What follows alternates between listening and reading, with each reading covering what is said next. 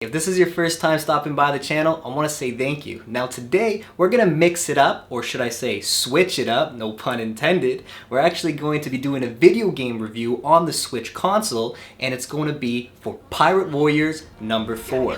Let's check it out. The game was released on March 26, 2020. That being said, we all know that brand new games, they cost an arm and leg.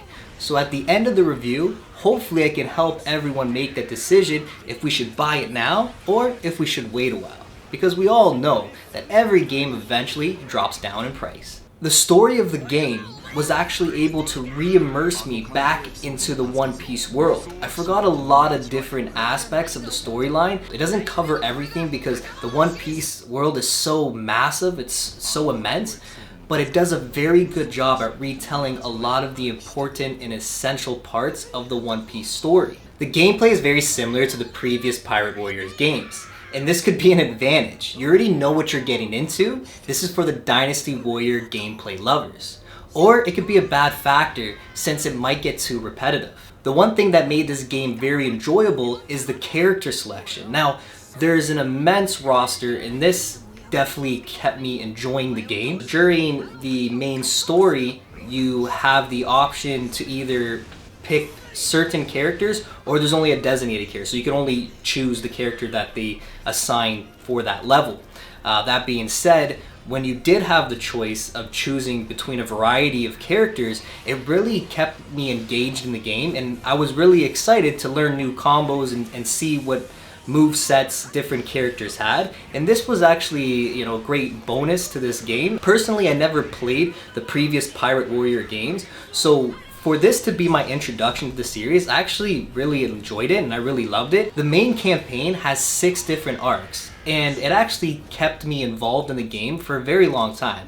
Personally, it probably took me about 2 days to actually complete the whole story, and I put in some decent hours. I did like 8 hours a day, so obviously breaking it up, but it was actually able to keep me invested in the game, and I didn't feel like I wasted my money in that aspect. And then there's also different gameplay modes like Treasure Log. Even though you're done the campaign, there's other things that'll keep you invested in the game and keep you playing. Getting to the pros and cons of Pirate Warriors 4, we're gonna start with the pros.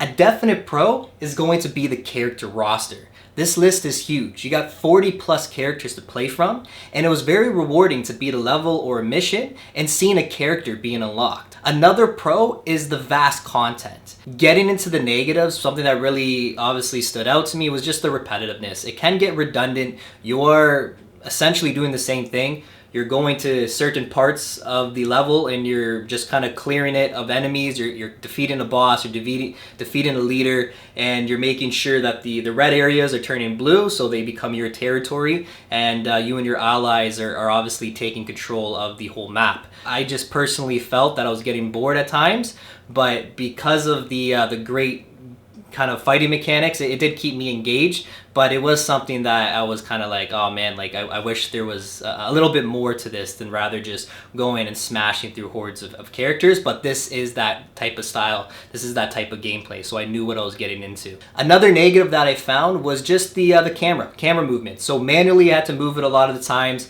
When I was locked onto a boss or a leader, I found that the camera would shift to areas where I couldn't see my enemy. I would be facing a wall, or it'd be, facing an area that obviously I had no interest in. So I would have to get out of the lock-on mode, and then I would have to manually use my camera, and then I would re-lock onto the enemy. Personally, I'm going to give it a 7.5 out of 10. I thought it was an excellent game. It's just, it can get a little boring at times. Dynasty Warrior gameplay styles is not my forte, but anyone who is looking for this type of gameplay, this type of style, who've played the previous Pirate Warriors, I think you will absolutely love this one. This is a great game overall. There's so much content involved in it, and I don't think you'll be disappointed. So if you do get a chance, check it out. Pirate Warriors 4 reviewed here on Eyes on the Flick. Thank you for watching, and please subscribe and like. Thank you.